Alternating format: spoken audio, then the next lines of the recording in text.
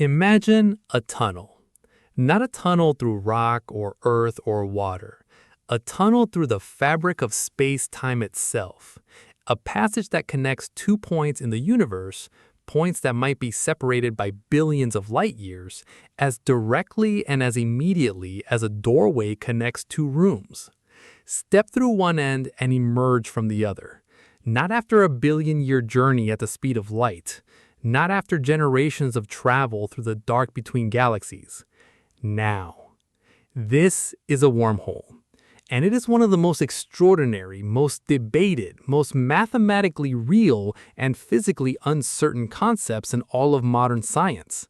Real in the sense that the mathematics allows it, that Einstein's equations of general relativity, the same equations that predicted black holes before we found them, that predicted gravitational waves before we detected them, that predicted the bending of light around massive objects before we photographed it, those same equations permit the existence of wormholes.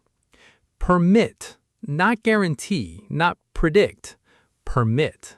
The mathematics says they can exist. Whether the universe actually contains any is a different question, one we have not yet answered. But today, we are not asking whether wormholes exist. We are asking something more visceral, more immediate, more personal. If you found one, if you came across the entrance to a wormhole somehow, impossibly in the real universe, and you stepped into it, what would actually happen? What would you see? What would you feel? How long would the journey take? Would you survive? And would you emerge from the other end in the same universe you left? The answers, drawn from mathematics and theoretical physics and the leading thinking of the people who spend their careers on these questions, are stranger, more beautiful, and more disturbing than any science fiction has ever fully captured. This is the physics of falling into a wormhole. And it begins with what a wormhole actually is. In 1935, Albert Einstein and his colleague Nathan Rosen were working through the mathematics of general relativity when they discovered something unexpected in the equations. The solution describing a black hole, a region of space where gravity is so strong that not even light can escape, could, mathematically, be extended, connected to another solution on the other side, producing a structure that linked two separate regions of spacetime through a narrow bridge. Einstein and Rosen called it a bridge. Physics has since called it an Einstein-Rosen Bridge. The popular term is wormhole, coined later by physicist John Wheeler. To understand the geometry, think of spacetime as a sheet of fabric, flat, extended, the distances between points fixed by the ordinary rules of space and time. Now imagine taking two distant points on that sheet and folding the fabric, bending spacetime, until those 2 points are very close together, then drilling a tunnel through the fabric at those 2 points, connecting them directly. From outside, measured along the surface of the fabric, the 2 points are still billions of light years apart. The ordinary rules of space still apply on the surface. But through the tunnel, through the wormhole, the distance between them is tiny, meters, perhaps less. This is the essential concept. A wormhole is a topological shortcut, a handle in the geometry of spacetime that connects 2 points whose surface distance is vast, but whose wormhole distance is negligible. The mathematics is clean, the elegance is elegant. But there is a problem. The original Einstein-Rosen Bridge, the simplest mathematical wormhole, is not traversable. It exists in the mathematical sense, but it collapses so rapidly after forming that nothing, not even light, can pass through it in time. The throat of the wormhole pinches off before any traveler could complete the crossing. For a wormhole to be traversable, for you to actually step through and emerge from the other side, it would need to be held open, stabilized against the natural tendency of the geometry to collapse. And what holds a wormhole open is one of the most exotic substances in all of theoretical physics: exotic matter. Not dark matter, not antimatter, not anything we have ever detected or created. Exotic matter is hypothetical material with a property that nothing we have ever observed possesses: negative energy density. Ordinary matter, everything you have ever seen or touched or measured, has positive energy density. It curves space-time inward toward itself, the way all mass does. This inward curvature is what tends to pinch the wormhole throat closed. Exotic matter with negative energy density curves space-time outward, away from itself. It would create an outward pressure, an anti-gravitational effect that could counteract the pinching and hold the wormhole throat open. Does exotic matter exist?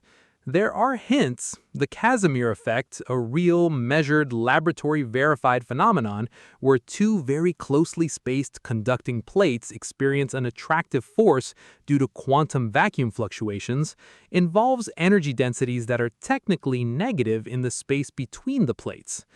But the quantities involved in the Casimir effect are fantastically small. Whether negative energy can exist in the quantities and configurations needed to stabilize a traversable wormhole, a macroscopic wormhole large enough for a human being to pass through, is deeply uncertain. Most physicists believe the universe probably does not permit it at the required scale. But the mathematics does not definitively forbid it. And so the wormhole remains, mathematically permitted, physically uncertain, and as theoretically intriguing as anything in the history of science. For the purpose of this journey, let us assume the impossible. A traversable wormhole exists, and you are at its entrance. You are floating in space. Ahead of you is something that looks, at first, almost like a black hole. A dark sphere. A region of space darker than the darkness around it. Stars near its edges are bent and distorted, their light curved by the gravitational geometry of the structure ahead. But unlike a black hole, this object has an interior that is visible. Through its throat, through the narrow passage that connects this point in space to another point impossibly far away, you can see light. Distorted, magnified, stretched by the geometry of the wormhole's geometry. The light of the universe on the other side, filtered through the tunnel of bent space-time. A window, a portal, a view of somewhere else entirely. As you approach, the distortion increases. Stars near the edge of the wormhole appear to smear and multiply, their images duplicated by the extreme lensing effect of the wormhole's geometry. The wormhole's influence on light is not just gravity, it is topology, the bending of space-time in a way that has no equivalent in ordinary gravitational lensing. You pass through the entrance. What happens next depends on the type of wormhole, but in the traversable model most studied by theoretical physicists, the experience is this. You feel tidal forces, the same differential gravitational pull that would eventually spaghettify you in a stellar mass black hole. Stronger on the parts of your body closest to the throat, weaker on the parts farther away. In a large wormhole with a throat radius of a few hundred meters, a human body might experience these forces without immediate physical harm. The transit itself, the crossing of the wormhole from one mouth to the other, would be brief, depending on the length of the wormhole's interior, perhaps seconds to minutes of travel time from your own perspective. But here is where it gets strange. Time dilation. From the perspective of an observer watching you enter the wormhole from outside, your journey would not appear brief at all. The intense gravitational field and the topology of the wormhole create significant time dilation effects. Your clock, ticking normally from your own perspective, would appear to be running slower, dramatically slower from the outside universe's viewpoint. This depends heavily on the specific properties of the wormhole. In some models, the time dilation across a wormhole transit is modest. In others, it is extreme. Months of external time might pass while you experience minutes from your own perspective. And what you see during the transit itself, looking through the throat as you cross, is perhaps the most disorienting visual experience imaginable. Behind you, through the mouth you entered, you see the universe you came from. The stars, the galaxy, the familiar sky, but distorted, compressed, reduced as you move through the throat, the entire universe behind you squeezed into a shrinking circle of light. Ahead of you, growing as you approach the exit, the universe on the other side. A completely different sky, a completely different arrangement of stars, perhaps a completely different galaxy. Light that left its sources perhaps billions of years ago, now rushing towards you as you emerge into a region of space you have never seen. Two universes simultaneously visible through the wormhole around you. The universe you are leaving narrowing behind, the universe you are entering expanding ahead. And then you are through. You have emerged from the wormhole. Where are you? If the wormhole connects 2 points in the same universe, the same space-time continuum just separated by enormous distance, you are in a distant galaxy, perhaps billions of light years from where you started. A journey that would have taken billions of years at the speed of light, completed in minutes. This alone is extraordinary. The implications for interstellar or intergalactic travel are obvious. But some theoretical models allow for something far stranger.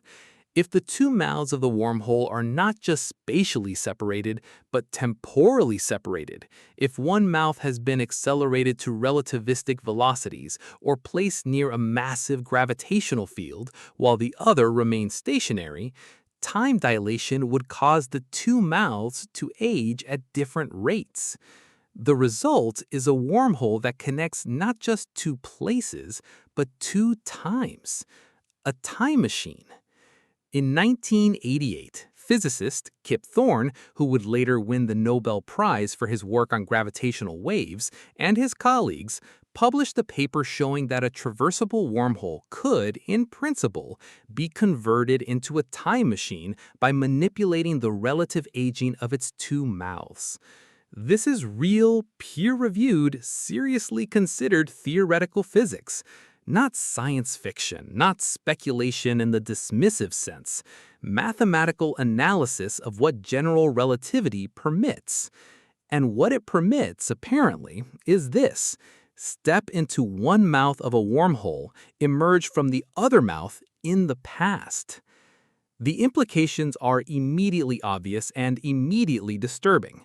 The grandfather paradox, the question of causality, the apparent possibility of influencing events that led to your own existence or your own decision to enter the wormhole.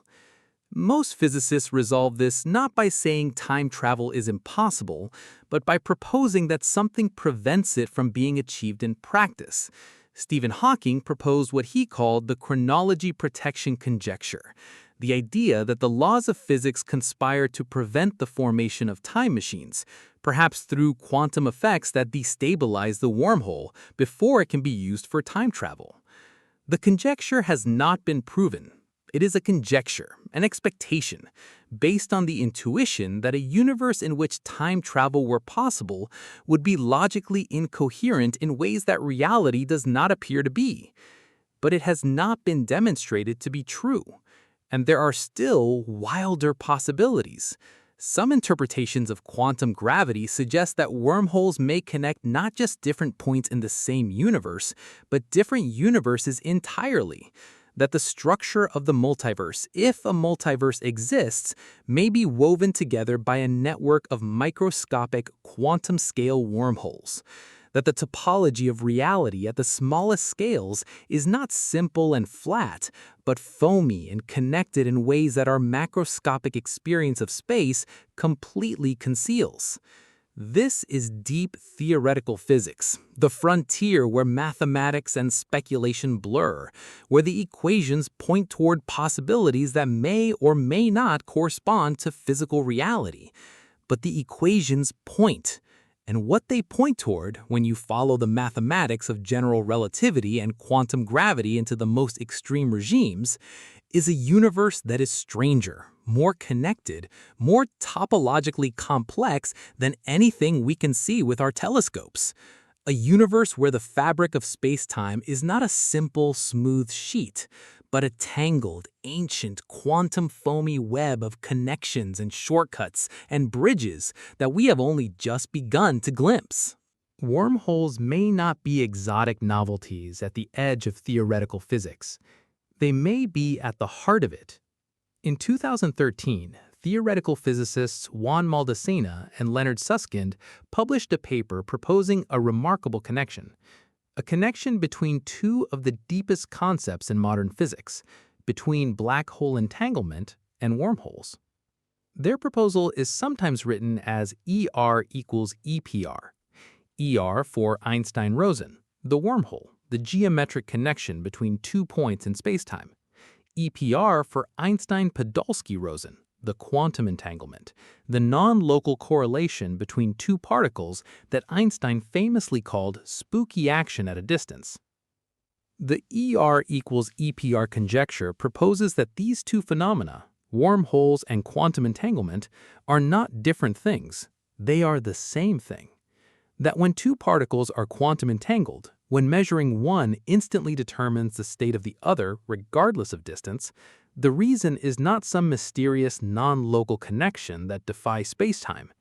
The reason is a wormhole, a microscopic, quantum-scale Einstein-Rosen bridge connecting the two entangled particles, a geometric connection, a topological shortcut in spacetime underlying every entanglement correlation we have ever measured in every quantum mechanics laboratory on Earth.